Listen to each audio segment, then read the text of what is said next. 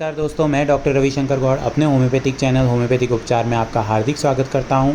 ये वीडियो मैं specific doctors के लिए ही बना रहा हूं। इसमें मैं ये बताऊंगा कि ब्राइनिया जो मैंने अभी रिसेंट केस था, जो कॉम्प्लेक्स डिजीज़ेस थी, मतलब 3-4 डिजीज़ेस एक साथ लेके आई थी पेशेंट। हाथ में भी दर्द हो रहा था, घुटने में भी दर्द हो रहा था और मुँह में छाले भी हो रखे थे, अल्सरेशन हो रखा था मुँह में। तो उसमें मैंने जो है ब्राइनिया 30 इसलिए दिया था। आप देखो, हर सिम्टम जो है, चाहे वो शुरू से लेकर लास्ट तक ले लो, हर सिम्टम में ये है कि वो हाथ हिला नहीं रही है। मैंने उससे पूछा था कि हाथ हिल नहीं रहा या आप हिला नहीं रहे, दोनों अलग अलग चीज़ें हैं।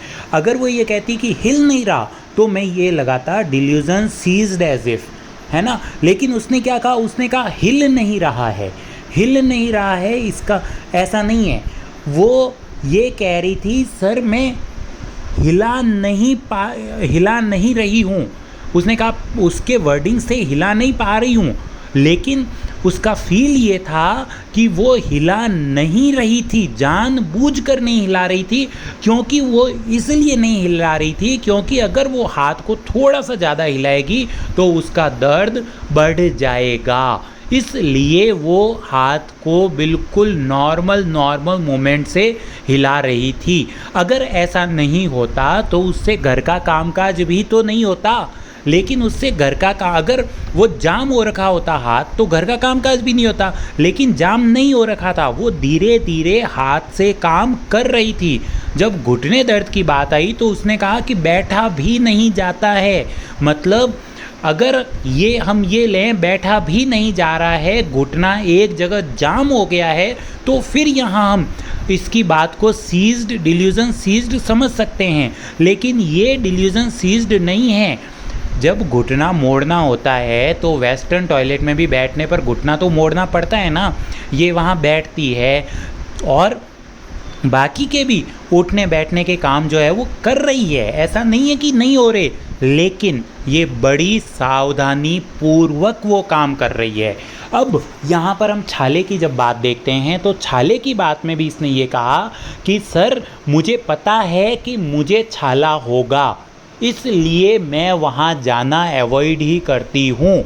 मतलब ये फियर ऑफ सफरिंग में ये है, इसकी सफरिंग ये है कि मैं वहाँ जाऊँगी, खाना खाऊँगी और मुझे छाला हो जाएगा। ये इस लेडी की सफरिंग है और वो वहाँ जाना अवॉइड करती है।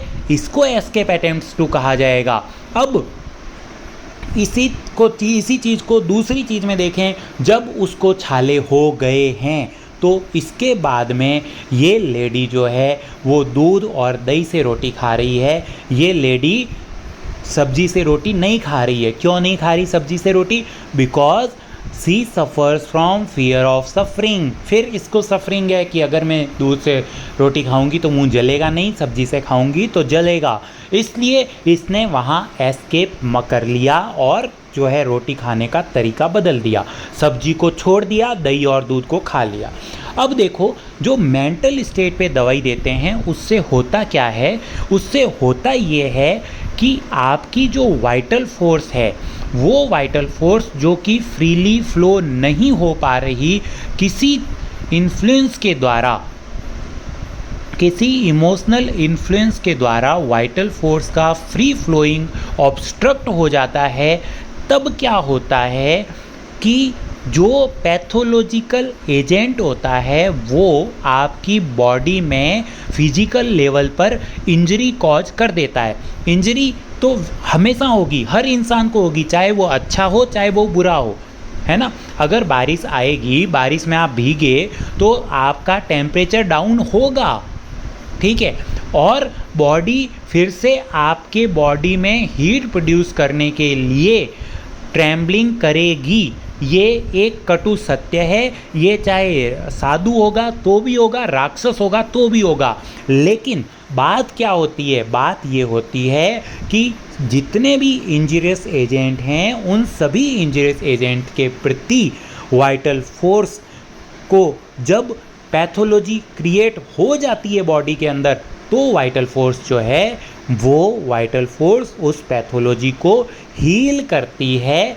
ये अगर हेल्दी है कोई इंसान तो वाइटल फोर्स उस पैथोलॉजी को हील करेगी, और अगर वाइटल फोर्स अनहेल्दी है तो वाइटल फोर्स हील नहीं करेगी और सफर और जो पैथोलॉजी है वो और डीप और डीप और डीप क्रिएट होती रहेगी। ये बात होती है। ऐसा नहीं है कि ये मेरी विचारधारा है, ऐसा नहीं है कि ये मेरी फिलॉसफी है, ऐसा ऑर्गेनन में लिखा हुआ है।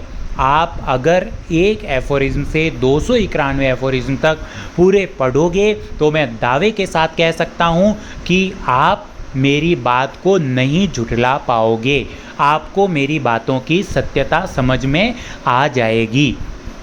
अब हमारा जो मेन मकसद होता है वो ये होता है कि उस वाइटल फोर्स को उस मेंटल स्टेट से छुड़ाया जाए, उस मेंटल स्टेट से आज़ाद किया जाए। जैसे ही हम एक मॉर्बिड मेंटल स्टेट को अपनी वाली होम्योपैथिक दवाई से, होम्योपैथिक दवाई के हर दवाई में एक मेंटल स्टेट छुपी हुई है, तो जैसे ही वो मेंटल स्टेट खिलाते हैं तो morbid mental state vital force का पीछा छोड़ देती है और इंसान हीलिंग मोड में आ जाता है। ये जो हीलिंग मोड में जाना है ये विद इन सेकेंड्स शुरू हो जाता है। जैसे ही वाइटल फोर्स छूटती है वैसे ही हीलिंग शुरू हो जाती है, लेकिन हर हीलिंग का एक टाइम पीरियड होता है, उस टाइम पीरियड से वो चीज़ हील होती है। इस केस में ऐसा ही हुआ, फर्स्ट डे से ही हीलिंग स्टार्ट हो गई और जो लेडी थी वो नॉर्मल वेल बीइंग में आना शुरू हो गई। ये जो है इस केस का एनालिसिस था और इस तरह से ब्राइनिया को दिया जा सकता है। बड़ी से बड़ी कॉम्प्लेक्स डिजीज़ में, छोटी से छोटी डिजीज़ में आपको कभी भी डिजीज़ ओरिएंटेड काम नहीं करना है।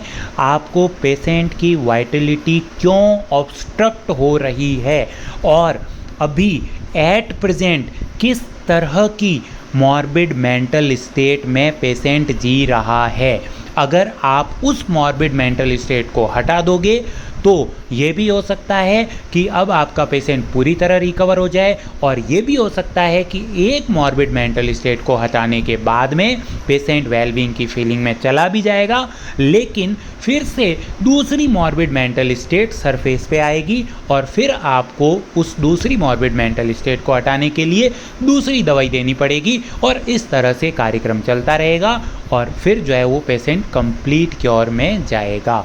Thank you friends.